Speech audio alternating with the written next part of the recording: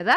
7:40 minutos. Qué gusto tenerlo el día de hoy, economista. Buenos días y bienvenido. Muy buenos días, Lisset, Javier. Un gusto saludarlos. Como siempre, un placer estar aquí en el programa en Unión Radio.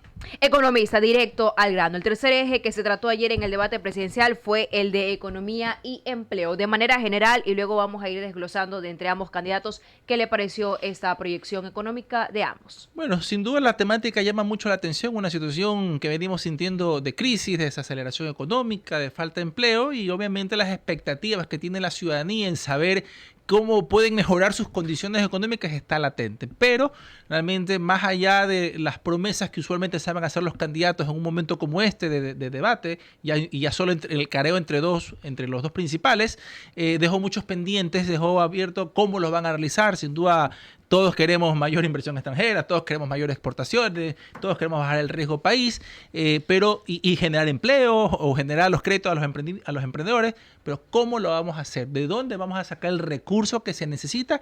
Y sin duda esa es la materia pendiente, en gran medida tal vez porque los candidatos se enfocaron en posicionar ciertos mensajes, especialmente el de la desdolarización por el lado del presidente Noboa, por el lado de Luisa González, la creación de empleo especialmente, pero en todo caso quedan muchas incógnitas y esperemos las próximas 3 semanas escuchar más a profundidad mensajes que sin duda la ciudadanía los tranquilice y sepan elegir bien el presidente el 13 de abril. O sea, el tema de cómo realmente hacerlo, ¿no?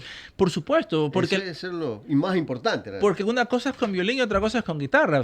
Pues suena bonito. Enunciar y decir. Así es, Javier. Suena muy bonito decir voy a crear tantos millones de empleos, voy a dar tantos créditos a emprendedores de tantos montos, voy a ampliar los bonos, voy a buscar mejorar la situación de la seguridad social. En fin, todo suena muy bien y todos sabemos que se necesita. Es decir, no está en discusión. El tema es cómo se va a hacer. Algo de cierta manera la candidata Luisa González dijo desde una mayor presencia del Estado en la economía. Sí, pero ya recordemos lo que nos pasó en la época justamente del expresidente Correa, en la masiva presencia del Estado, que cuando se le acaba el recurso o el flujo, después llegan los temas de deuda con los proveedores. Recordemos, desde el 2016 el Ecuador no levanta en ese sentido cabeza. El presidente Noboa, por su lado, hizo cierta alocución respecto a cómo el riesgo país subió después de que la candidata González casi le gana en la primera vuelta. Quedan empatados cuando se esperaba una victoria de él y sin duda por ahí fue más el enfoque. Obviamente están claramente percibidos que la candidata González es una candidata que estaría más alineada a generar un crecimiento económico desde el gasto público, desde el Estado en este sentido, y el presidente Noboa está más percibido desde una condición empresarial. Pero en todo caso ya son los que los ciudadanos tendrán que decidir de cara a qué modelo económico, más allá de un presidente, qué modelo económico es el que nos va a regir los próximos años. Por eso será que, por ejemplo, el presidente Daniel Noboa se enfocaba en el tema de fortalecer la dolarización, inclusive hablaba de establecerla como moneda única, el dólar, precisamente en esa línea, ¿no? Porque lo que usted dice en el marco de lo que, y más aún cuando doña Luisa dijo que aceptaba el gobierno, iba a reconocer el gobierno del señor Maduro, entonces la línea iba en eso, ¿no? En decirle al pueblo de que hay dos opciones, ¿no? Primero, el tema de que tenemos que hacer economía en base a la inversión de empresa extranjera, y hablaba él de cifras, ¿no? Del número de que realmente de cómo se había estabilizado, dice la balanza, el tema con los multilaterales. Dice. Sí, tenemos dos aspectos, hermano Javier. Sin duda el cuco de América Latina es Venezuela. Ningún país quiere llegar a ser Venezuela. Entonces, hoy Bolivia, por ejemplo. Bolivia con el tema que tiene ahorita una serie de escasez de combustibles derivados a su vez de la escasez de dólares en la economía. Claro. Entonces, sin duda esos cucos atemorizan bastante y siempre son sacados para la época de campaña. Yo creo que ahí el presidente, las cosas que hay que destacar en los mensajes que quiso instalar en la mente del votante es: Luisa, te desdolariza. Es decir, yo creo que se ha sido un símil en estas campañas, buscar relacionar al contrincante, relacionarlo con una frase que pegue, que de alguna forma lo asimile. Lo hizo Lazo, que le funcionó muy bien con Andrés, no mientas otra vez, y la gente lo repetía, y creo que Luisa tal vez falló en eso cuando quería decir Noboa, no mientas, y no le rimaba mucho, porque al final del día tienen que ser mensajes claros. Claro. Ojo, y no por un sentido de defensa al presidente, es un tema, y ustedes lo saben, que son periodistas comunicacionales. Pero en las redes se vio, exacto, no le gustó realmente. Exacto, no pegó mucho. No pegó mucho. Entonces hay que instalar mensajes cortos, rápidos, y que la gente recuerde y se ría. El votante vota por muchas cosas, o muchos factores lo lleva a votar en todo caso. Y entonces ese es el primer cuco, por así decirlo, de decir, mira, podemos llegar a ser Venezuela, cuidado de la dolarización. Y la dolarización es claramente bien percibida.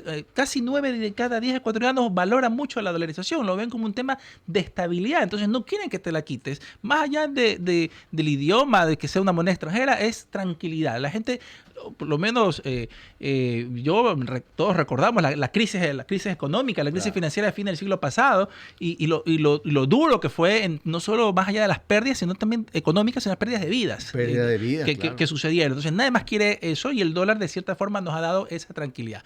Entonces, obviamente, y ahí viene la otra parte que tú consultabas, el tema de inversión. El tema de inversión es importante, que Ecuador sí es uno de los últimos países de América Latina en recepción de inversión extranjera. Es penoso esa situación, y no porque el país no tenga las virtudes para recibir inversión extranjera, pero más allá del tema físico de ubicación geográfica es el tema de inseguridad ciudadana que se siente, de inseguridad jurídica, y eso es lo que ven las empresas, ¿no? Y eso es lo que ven las empresas para invertir. Entonces, obviamente, y un reflejo del riesgo país, cuando el viernes anterior a la primera vuelta, que se percibía que el candidato a presidente podía incluso ganar en primera vuelta, que era la percepción generalizada, el riesgo país terminó por 900 y un poquito más de puntos, 910 creo, 913, y el día lunes el riesgo país ya trepa a 1300 y ahí viene el alza, estamos, hasta el viernes creo que está en 1612 aproximadamente. Entonces, pues, sí, porque ¿Y eso qué significa? Cuando aquí alguien nos llamaba a preguntar sobre el tema del riesgo país. Bien que lo señalas, el riesgo país es un indicador de percepción.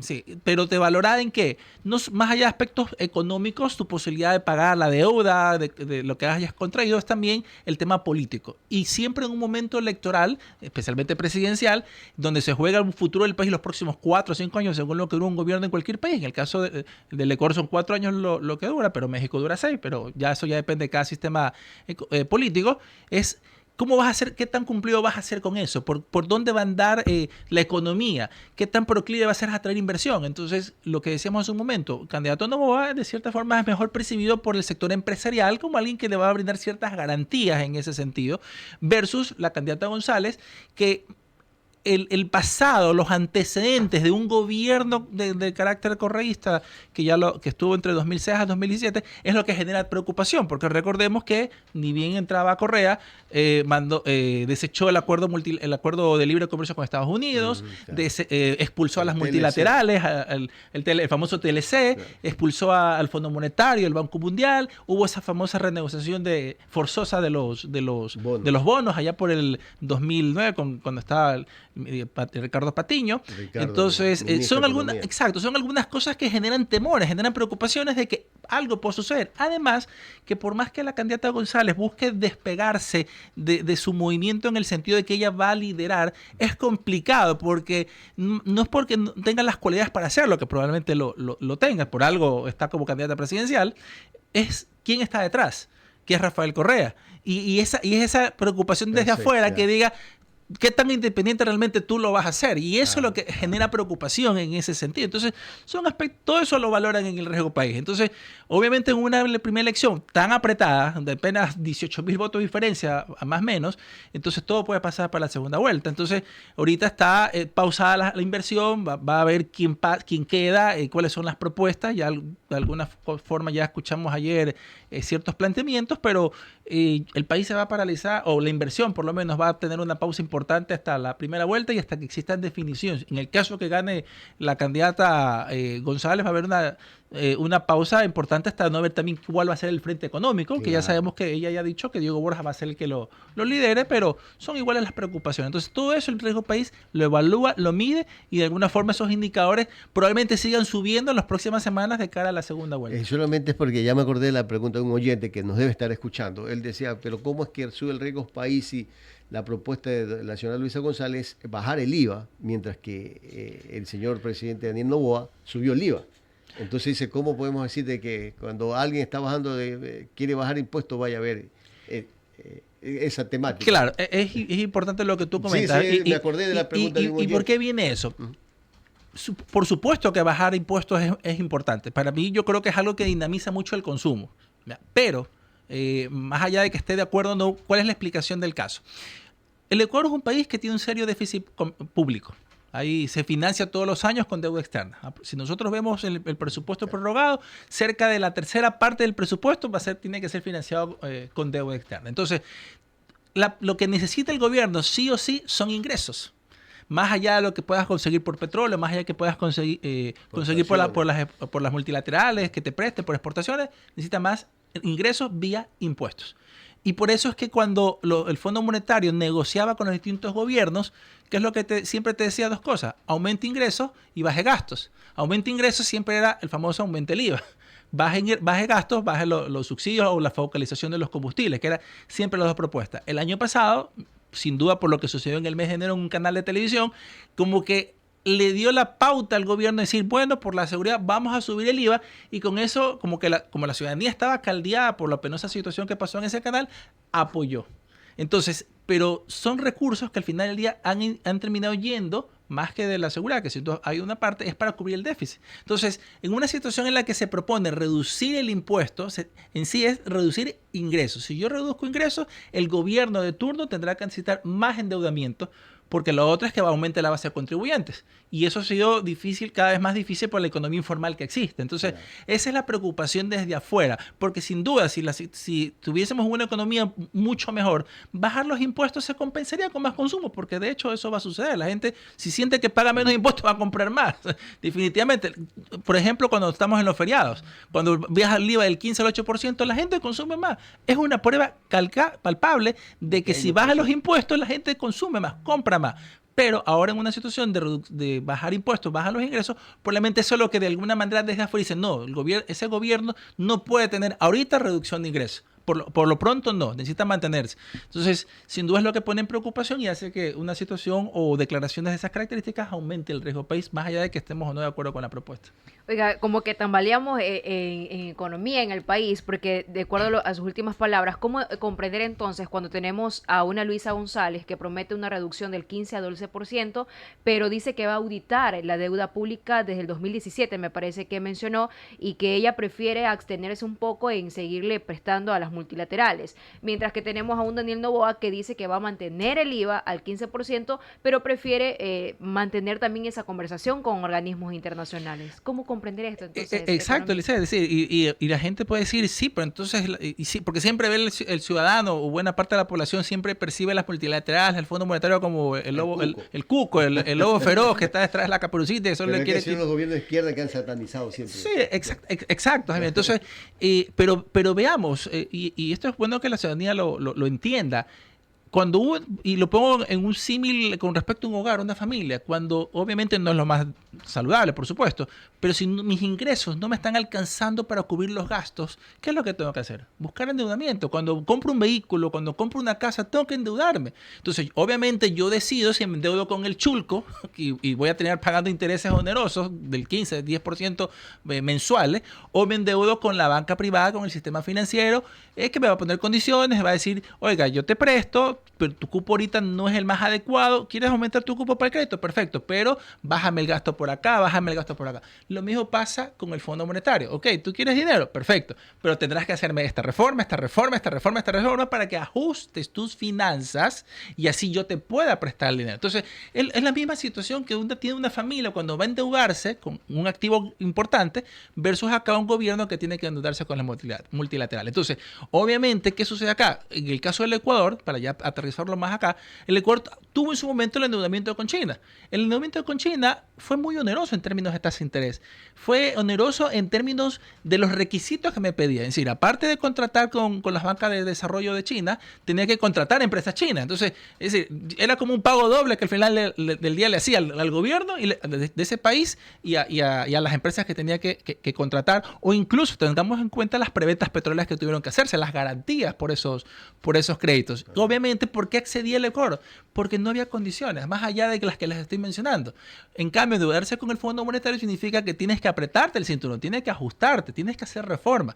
Y obviamente hay gobiernos y gobiernos que no les gusta eso. Entonces, desde que Moreno empezó el endeudamiento, o mejor dicho, retomó el endeudamiento con el Fondo Monetario, que lo continuó Lazo y lo cierra el pago, lo concluye, y con el nuevo acuerdo que tiene en Noboa, lo que hay es reformas por realizar. Entonces, ¿y cuál es la conveniencia? Las tasas de interés son mucho más bajas. Las condiciones de financiamiento con las bancas multilaterales es mucho más flexible en términos de que te dan periodos de gracia. Tasas de interés que fluctúan entre el 3 al 5% versus la China que fluctuaban entre el 9 al 11%. Entonces, que eran mucho más onerosas, con plazos más cortos la banca china versus plazos más largos la banca multilateral. Es decir, tiene sus pros y sus contras. Es decir, muy ventajoso en términos de condiciones la Fondo Monetario del Banco Mundial, pero me exige reformas. En cambio, la otra, no te pido nada a cambio, contrátame en mis empresas, etcétera, pero te presto porque me tienes que pagar en plazos más cortos. Entonces, son aspectos que nos ponen a pensar por dónde me endeudo. Entonces, el presidente ha buscado la banca multilateral porque las mejores condiciones que le ha ofrecido.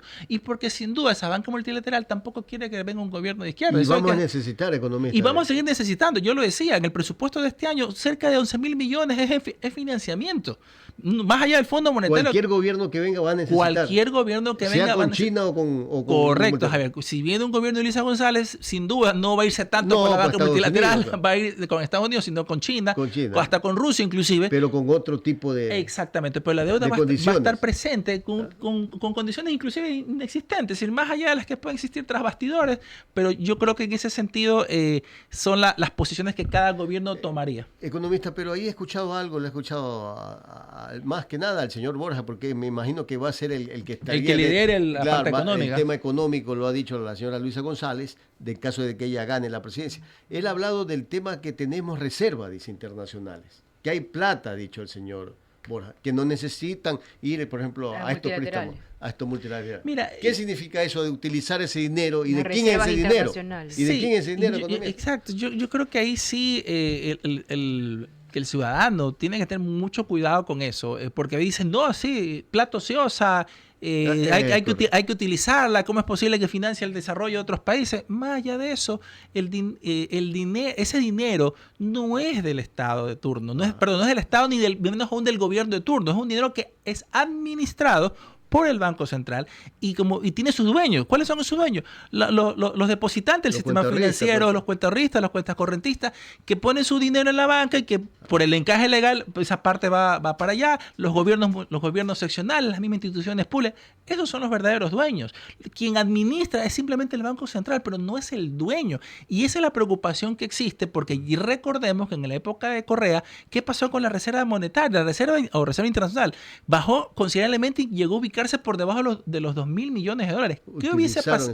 Exacto, y no se repuso. Hay un descalce importante en términos, porque si lo diriges a obras, si esas obras no pagan o no generan un retorno, ¿cómo lo repones? Es como que cuando tú coges plata, eres el banco, coges la plata del depositante y la prestas a otra persona que lo necesita. A esa persona tú le cobras un interés que te sirve para pagar el interés al depositante. Acá se fueron en muchas obras que no generan necesariamente un retorno para recuperar o devolver esa reserva. Entonces, ahí están los problemas. Y esas son las preocupaciones, porque ahí sí la dolarización puede tambalear. Y de hecho resistió bastante a pesar de todos esos procesos o intentos, mejor es esa palabra, esos intentos que se hicieron años atrás.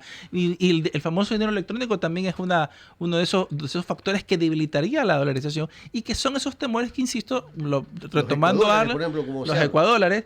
Esos debilitarían al dólar, ¿no? Es por supuesto, porque el dólar como tal es adoptar una moneda extranjera, en este caso el dólar, por circunstancias geográficas, por ser nuestro mayor socio comercial, las razones que se hayan dado a fines del 99 y 2000 cuando se tomó la dolarización. Pero no puede haber otra moneda que no sea esa. Entonces uno puede decir, sí, pero circulan los centavos, entonces sí hay ecuadólares. A ver, la cantidad de dólares que circula en el país son 20.000 millones y esos centavos apenas representan 90. No puedes hacer política monetaria con esos 90 con esos 90 millones de 20.000 que son los que circulan. Y aparte hay una explicación técnica de por qué tenemos esos centavos. Porque son centavos exclusivamente que circulan aquí y que en su momento, lo sabemos, eran traídos de Estados Unidos.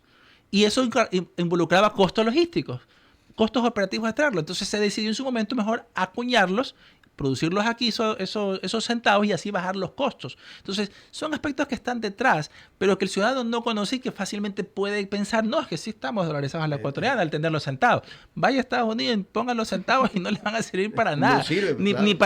ni para la caja de refrescos, ni nada. Me acuerdo que una vez yo lo quise utilizar en un tranvía cuando en Estados Unidos, en New Orleans, para hacer el doctorado, y una moneda de 5 centavos, y me pitó. Es decir, eso demuestra que esa moneda no sirve para nada. Claro. Así de simple. 8 de la mañana, economista, cambia el panorama de la segunda vuelta electoral a su opinión. Bueno, ayer vimos ya un cambio en la estrategia política, vimos a un candidato a presidente Noboa que sin duda va a querer reflejarse como el candidato de los jóvenes, desde su vestimenta lo mostró así, su forma de actuar, su sonrisa, es decir, no caer en el pleito, y vimos una candidata, Luisa González, que quiere desmarcarse de cualquier equivocación que hayan tenido otros voceros de la Revolución Ciudadana respecto de decir los ecuadores, respecto de decir los salvoconductos. Ella quiere mostrarse como la líder y de alguna forma su vestimenta dio a entender eso. Desde el apretón de mano, lo decíamos antes de conversar, ya se notaba que ella iba a ir al ataque, es decir, sin sonrisa, sin nada, te deja ver ese tipo de cosas. Entonces ella quiere decir, yo soy la líder, yo voy a ser la presidenta del Ecuador que puede conducir este país y voy a ser mano dura. Y en cambio el otro apostó, el candidato Noboa apostó, yo soy acercando a los jóvenes, soy el candidato de ese gran segmento poblacional que tiene que decidir una votación. Entonces yo creo que va a haber muchos cambios en la comunicación política, los errores no pueden existir, esto está para cualquiera, realmente más allá de que ciertos candidatos apoyen de la primera vuelta, apoyen ahora a los que están en segunda, no significa una traducción completa, de un traslado completo de los votos, así que el ciudadano sea consciente de por quién vota, más allá de un presidente, va a votar es por un destino de país, va a votar por un modelo económico, va a votar por una dolarización y eso es importante que lo tenga presente el día 13 de abril. Perfecto. 8 de la mañana con 1 minuto. Le queremos agradecer, economista, a Jorge Calderón, analista económico y también rector del Tecnológico Argos, por ese importante análisis que hemos realizado el día de hoy, post debate presidencial en temas económico y empleo. Gracias, economista. Que tenga excelente día.